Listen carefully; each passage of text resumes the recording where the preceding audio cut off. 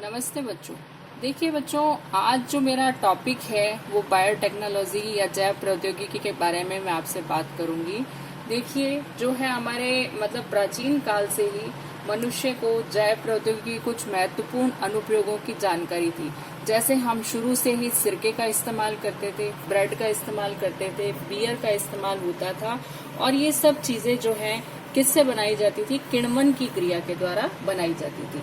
और किण्वन की क्रिया आप जानते हैं किसके द्वारा होती है? जीवाणुओं के द्वारा संपन्न होती है। ठीक है, तो ये किण्वन की क्रिया के द्वारा ये सब पदार्थ बनाए जाते थे और ये जीवाणुओं के द्वारा हमारे किण्वन की क्रिया संपन्न होती थी। दैट मीन्स ये चीजें यानी ये जो है बनती थी, तो हमें जो है जैव प्रौद्योगिकी की कुछ ना कुछ जानकारी शुरू से रही है। और अब जो है हम जैव प्रौद्योगिकी के बारे में देखते हैं। देखिए, जैव प्रौद्योगिकी हमारा दो शब्दों से मिलके बना है, बायो प्लस टेक्नोलॉजी।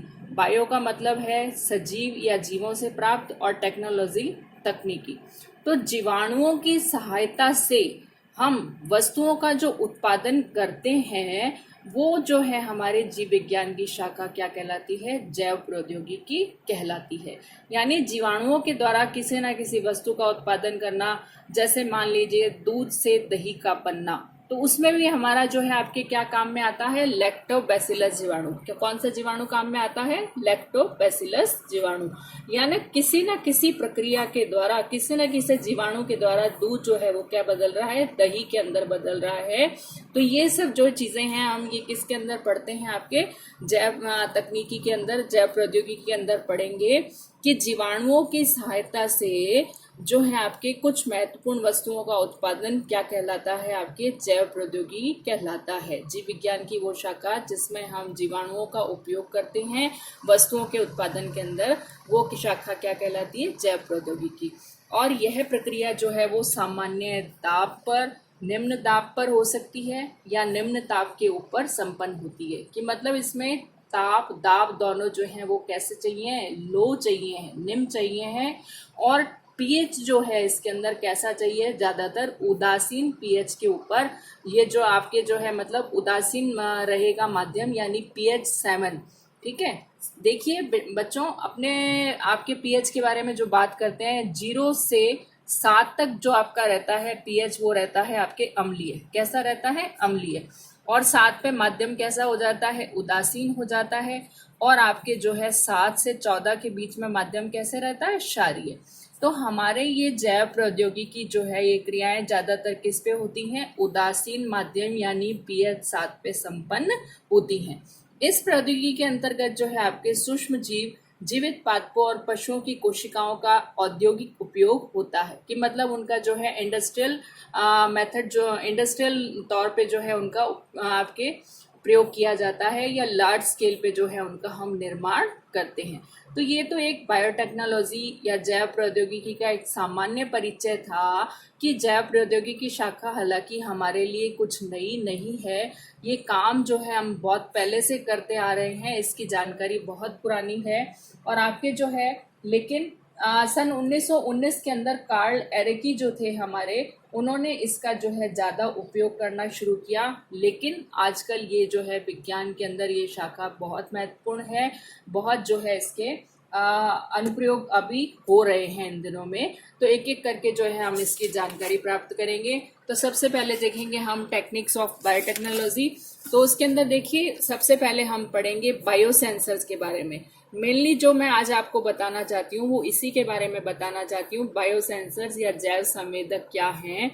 तो देखिए, जैव संवेदक जो है ये हमारे एनालाइट या किसी विश्लेषक की सांद्रता को मापने का ये काम करते हैं। विश्लेषक देखिए यहाँ क्या है, जैसे कि आपको मान लीजिए ब्लड के अंदर कोई टेस्ट करना है, तो आपके ब्लड क्या हो गया? विश्लेषक हो गया। ठीक है, तो उसकी सांद्रता को ये मापने का काम करेंगे। ये वो विश्लेषणात्मक युक्तियां हैं जो एनालाइट की सांद्रता को मापती हैं। कि जो एनालाइट की सांद्रता को नाप लेती हैं वो बायोसेंसर आपकी वो युक्तियां हैं, उसमें बायोसेंसर्स को हम काम में लेते हैं। अब बायोसेंसर्स के अंदर क्या चीजें काम में आती हैं जो इस एनालाइट को नापती हैं?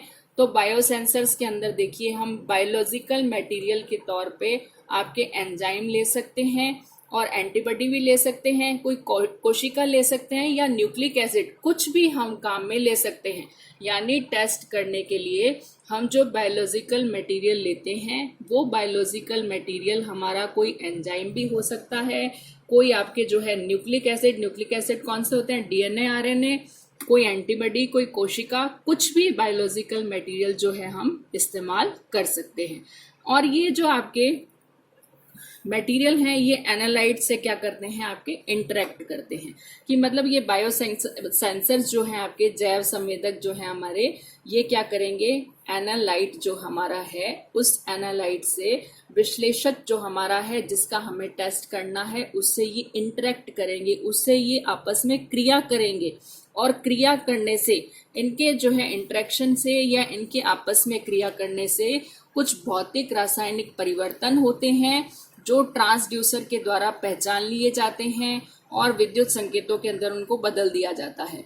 अब देखिए मैं आपको इसकी जो है कुछ थोड़ी सी टेक्निक समझाती हूँ इस चित्र के माध्यम से कि कैसे होता है सब काम।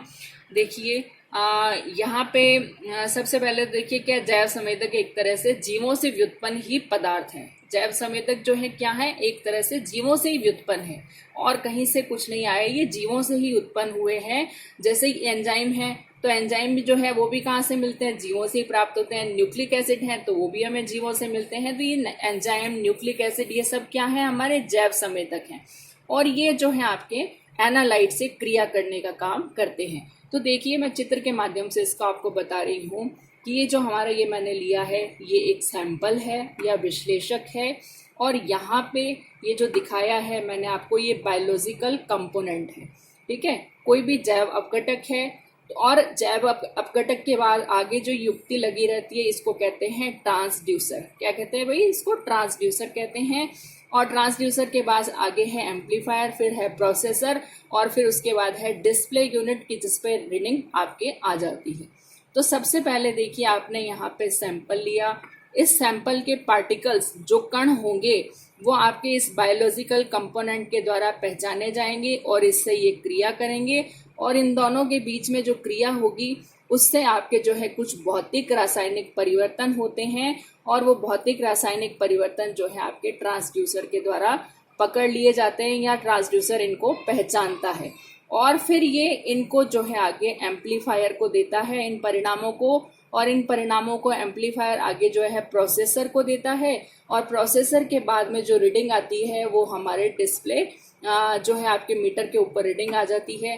देखिए एक छोटा सा एग्जांपल देती हूँ इसका मैं आपको। मान लीजिए आपको रक्त के अंदर शर्करा की जांच करनी है, तो उसके लिए देखिए हम क्या करेंगे, आपने सैंपल लिया, सबसे पहले सैंपल यहाँ आपके लिए क्या हो जाएगा, रक्त हो गया, ठीक है। और यहाँ पे जो है आपके बायोलॉजिकल कंपोनेंट के रूप में जो है आपने जैव अपघटक के रूप में आप लेंगे ग्लूकोज ऑक्सीडेज एंजाइम, जो कि क्या करता है, हमारे शर्करा का अपघटन करता है, ठीक है। तो रक्त के अंदर से जो है इसने क्या किया, शर्करा के जो ये आपके इसका अपघटन किया, तो ये बायोलॉजिकल कंपोनेंट ने, जैव अपघटक ने ये सैंपल से ये जो है पार्टिकल्स पकड़ लिए और इन दोनों के बीच में जो क्रिया हुई वो आगे जो है इस ट्रांसड्यूसर के द्वारा भौतिक रासायनिक परिवर्तन जो हुए वो ट्रांसड्यूसर ने कैच किए और फिर उन्होंने जो आगे जो परिवर्तन हुए वो एम्पलीफायर को दे दिए और एम्पलीफायर से गए ये प्रोसेसर तक और प्रोसेसर से डिस्प्ले यूनिट पे जो है आपको परिणाम प्राप्त होंगे कि यहाँ से आपको पता चलेगा कि हमारे रक्त में शर्करा का मान जो है वो कितना है।